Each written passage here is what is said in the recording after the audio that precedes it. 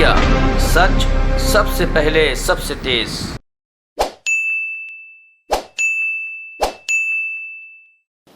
आप सब लोगों को मेरा नमस्कार। Mister Abhimanyu Munjal, mister Shubhrakant Panda, mister Banmali, mister Rajiv Bajaj, Jasmine, सबसे पहले आप सब लोग आज समय निकाल के आज इस मीटिंग के लिए हमारे साथ जुड़े हैं, इसके लिए मैं तहे दिल से आप सब लोगों का शुक्रिया अदा करता हूँ। आज मुझे बेहद खुशी है कि दिल्ली एट 47 का हम लोग शुभारंभ कर रहे हैं इस प्लेटफॉर्म के साथ। इस साल बजट के जब हमने असेंबली में बजट प्रेजेंट किया था तो इसकी एक छोटी सी रूपरेखा हम लोगों ने असेंबली में प्रेजेंट की थी कि किस तरह से दिल्ली चूँकि देश की राजधानी है, एक तरह से जो भी पूरी दुनिया भर से लोग आते हैं तो सबसे पहले दिल्ली होके फिर बाकी देश के अंदर जाते हैं। दिल्ली से लोग देश को देखते हैं दिल्ली के थ्रू।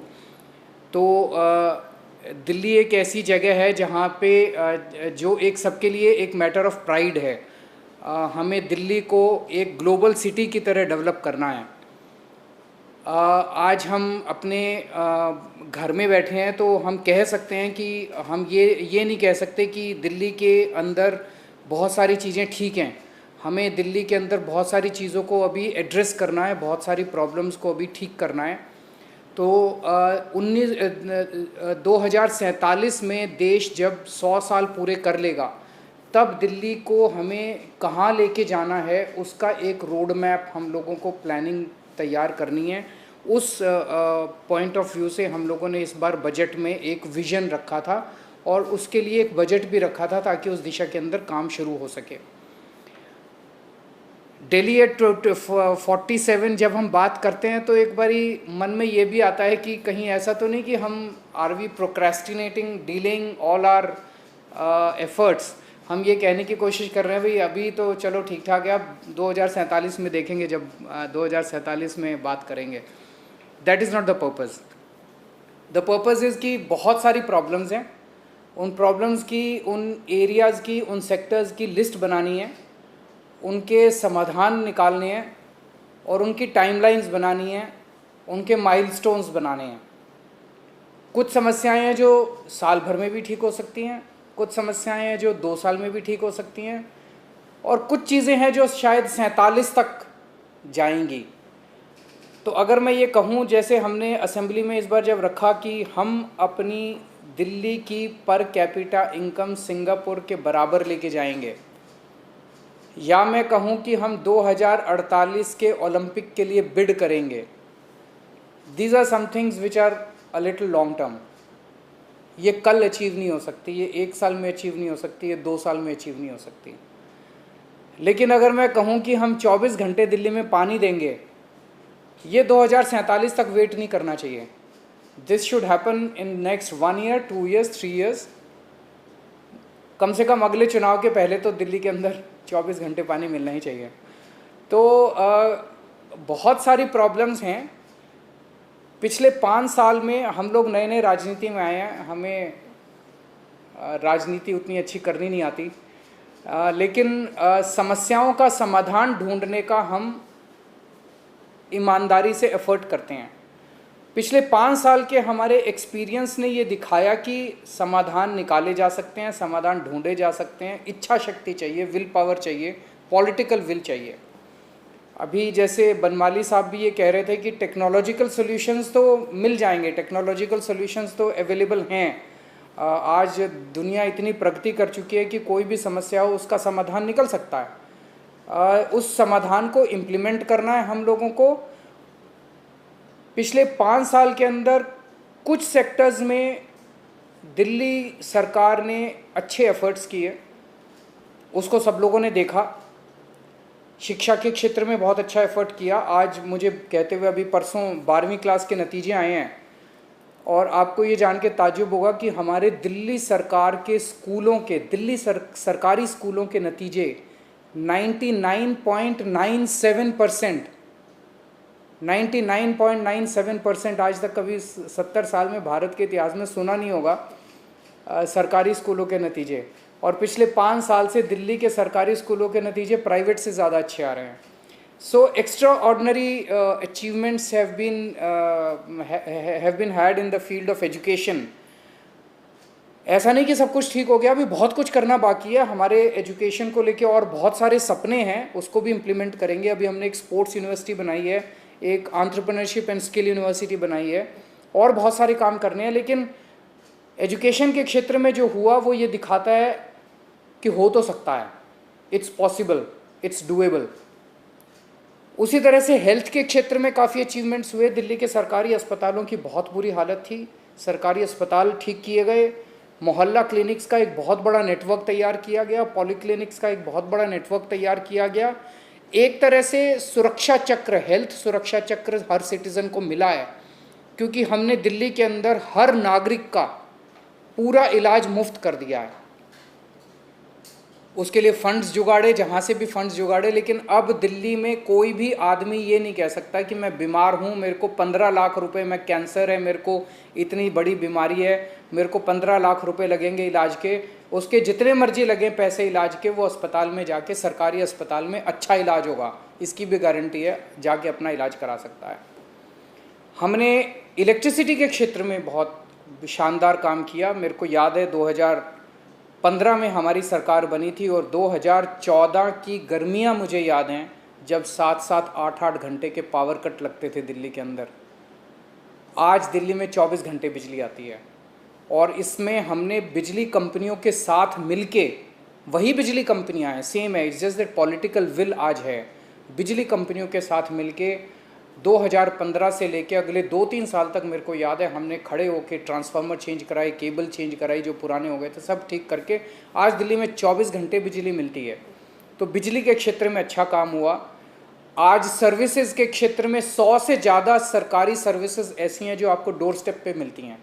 हमने एक फ़ोन नंबर जारी कर दिया है, आप उस नंबर पे फ़ोन कीजिए। जैसे आप पिज़्ज़ा ऑर्डर करते हैं, आप फ़ोन करते हैं, पिज़्ज़ा आपके घर आ जाता है, ऐसे उस नंबर पे आप फ़ोन कीजिए, आप कहिए कि मुझे अपना राशन कार्ड बनवाना है, तो वो आपसे पूछेंगे कि हम कितने बजे आपके घर आएँ। आप अपना टाइम बता दीजिए जो आपको सूट करे, वो आपके घर आएंगे और आपके घर आके आपका राशन कार्ड बना के जाएंगे। आपको दफ्तर जाने की ज़रूरत नहीं है, आपको दफ्तर से छुट्टी लेने की ज़रूरत नहीं है, आपको लाइन में खड़े होने की ज़रूरत नहीं है, आपको दलाल को पैसे देने की ज़रूरत नहीं है, आपको घर आके door step delivery of services करके जाएंगे। दिल्ली सरकार के जो फाइनेंसेस थे, उन फाइनेंसेस को ठीक किया।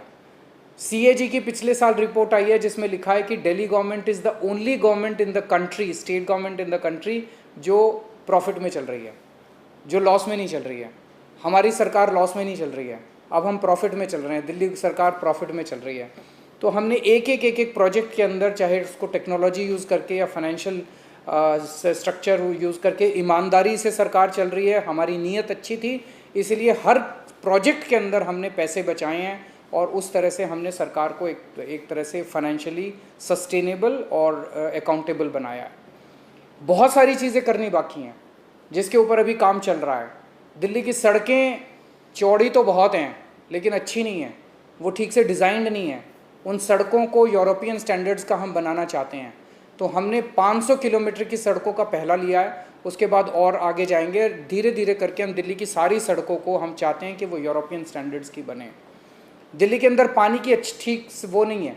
दिल्ली में हम पानी चाहते हैं कि 24 घंटे पानी आना चाहिए, और जैसे यूरोपियन कंट्रीज़ में होता है कि हम अगर टूटी खोलें तो उसमें से पीने का पानी, सीधे पीने का पानी आना चाहिए। ट्रांसपोर्ट को ठीक करना है, दिल्ली का ट्रांसपोर्ट सिस्टम, उसके ऊपर काम कर रहे हैं। जैसे अभी जैस्मिन ने बताया कि हमारा एफर्ट है कि पूरा का पूरा ट्रांसपोर्ट जो है वो इलेक्ट्रिक व्हीकल्स के अंदर कन्वर्ट हो। बहुत बड़े स्केल के ऊपर दिल्ली में लेक्स डेवलप की जा रही हैं। बहुत सारी लेक्स, पुरानी ज़माने में लेक्स होती थी, अब वो पूरी एनक्रोचमेंट हो गई है उसके अंदर। वो सारी एनक्रोचमेंट साफ़ करके अब बहुत सारी लेक्स को दिल्ली के अंदर डेवलप किया जा रहा है। एक बहुत बड़ा प्रोजेक्ट है जिसमें दिल्ली के अंदर पार्क्स एंड गार्डन्स बनाए जा रहे हैं। उसको लोकल कम्युनिटीज़ के साथ, RWAs के साथ उनको इन्वॉल्व करके बहुत बड़े स्केल के ऊपर पार्क्स एंड गार्डन्स डेवलप किए जा रहे हैं। स्पोर्ट्स में जैसे मैंने कहा कि स्पोर्ट्स यूनिवर्सिटी हम लोगों ने बनाई है, और स्पोर्ट्स यूनिवर्सिटी का हमारा मेन मकसद यही है कि एक तरफ ज़्यादा से ज़्यादा पॉपुलेशन को स्पोर्ट्स में इन्वॉल्व करें और प्लेयर्स तैयार करें कि अगली बार हम ओलंपिक में और इंटरनेशनल लेवल पे हमारे खिलाड़ी ज़्यादा से ज़्यादा मेडल लेके आ सकें। दिल्ली हमारी एक तरह से प्राइड है, दिल्ली देश की राजधानी है, लेकिन अगर आप दिल्ली में आएँ तो दिल्ली इतनी गंदी है, इतनी गंदगी है चारों तरफ, उसको साफ़ करना है, सॉलिड वेस्ट मैनेजमेंट पे काम करना है। It's not a rocket science, it can be done. आप इंटरनेशनल टेंडर दीजिए, आपके पास ढेरों कंपनी आ जाएंगी जो दिल्ली को साफ़ करने के लिए तैयार हैं। और आजकल तो कूड़ा भी बिकता है, तो मुझे लगता है कि आप बड़े सस्ते में, या मतलब एक्चुअली क्लीनिंग दिल्ली में not be a expensive idea, it में actually generate revenue for you. इसके ऊपर काम कर रहे हैं हम लोग। हवा को साफ़ करना है, पोल्यूशन है बहुत ज़्यादा, वाटर पोल्यूशन है, एयर पोल्यूशन है, उसके ऊपर काम करना है, यमुना को साफ़ करना है। तो बहुत सारे काम हम लोगों को करने हैं, वो हम अकेले नहीं कर सकते, ये बहुत बड़ा काम है। इसमें आप सब लोगों का सहयोग चाहिए, उसमें सिटीजन्स का भी सहयोग चाहिए, उसमें कॉरपोरेट सेक्टर का भी सहयोग चाहिए। और अभी हमने कोरोना में देखा, कोरोना कितनी बड़ी महामारी थी। दिल्ली की इसलिए तारीफ़ हो रही है कि दिल्ली में हम लोगों ने सबको साथ लेके काम किया, और स्पेशली कॉरपोरेट सेक्टर का हमें बहुत सहयोग मिला। हमने जिसको भी फ़ोन उठा के फ़ोन किया कि हमें इतने सिलेंडर चाहिए, I am very happy to inform you कि किसी भी ग्रुप ने, किसी भी कॉरपोरेट ग्रुप ने हमें मना नहीं किया। सब लोगों ने सहयोग किया, बहुत सारे, इट्स अ लॉन्ग लिस्ट, बहुत सारे लोगों ने सहयोग किया। तो तब हमें ये लगा कि अगर हम सब लोग मिल जाएं, अगर कोरोना जैसी बीमारी से डील कर सकते हैं तो ये वाले सारे सेक्टर्स को भी ठीक कर सकते हैं, हम सारे मिलके ठीक कर सकते हैं। तो अब आप सब लोगों का हमें सहयोग चाहिए, और आज ये प्लेटफॉर्म उसी लिए डेवलप किया गया है जिसमें हम आपसे चेक लिखवाने के लिए नहीं आएंगे, हमें आपकी एक्सपर्टीज़ चाहिए, हमें आपके आइडियाज़ चाहिए, हमें आपका पार्टिसिपेशन चाहिए, और जैसा आप लोग कह रहे थे, हमें आपकी पार्टनरशिप चाहिए। हम कंधे से कंधा मिला के आपके साथ मिल के दिल्ली को 21st सेंचुरी की दिल्ली बनाना चाहते हैं, ताकि 2047 में जब हम बैठे तो हम ये कहें कि हमें अपनी दिल्ली के ऊपर गर्व है। तो एक तो हमें ऐसी दिल्ली बनानी है जिस पे हम सब लोगों को मिलके गर्व हो, और एक ऐसी दिल्ली बनानी है जिसमें गरीब से गरीब आदमी भी अच्छे से रह सके, इज्जत से रह सके, आराम से रह सके। Thank you so much for your participation, and look forward to many more such meetings in the times to come.